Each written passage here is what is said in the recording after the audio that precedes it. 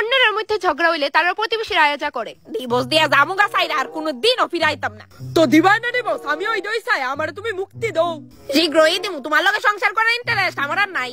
ওমা কি ব্যাপার, তোমরা দুজন ঝগড়া কেন করতেছো? আরে কইও না, দেখ তো হয়ে গেছি গা। দেখ তো তুমি না আমি হইছি, শীঘ্রই তোমারে ডিভোর্স দিমু। ওয়েট আবার কিসের? আজকেই তো ডিভোর্স।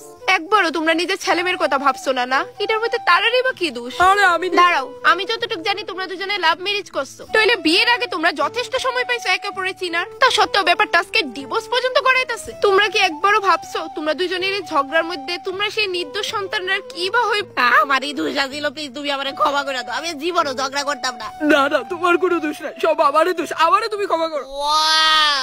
আর আমার বাড়ির ঝগড়া লাগলে লে আমার পাড়ার আন্টি। এত টাকা তুমি কই খরচ করো? হ্যাঁ, আমার ফার্স্ট মনে আছে 1 সপ্তাহ আগে আমি তোমার পুরো 10 টাকা দিছিলাম। টাকা দিত আমি আমার বাপের বাড়ি ফাড়াই, বুঝছো না? হয় মনে লাগতাছে। কি তা কইছো তুমি? ঠিক কইছি।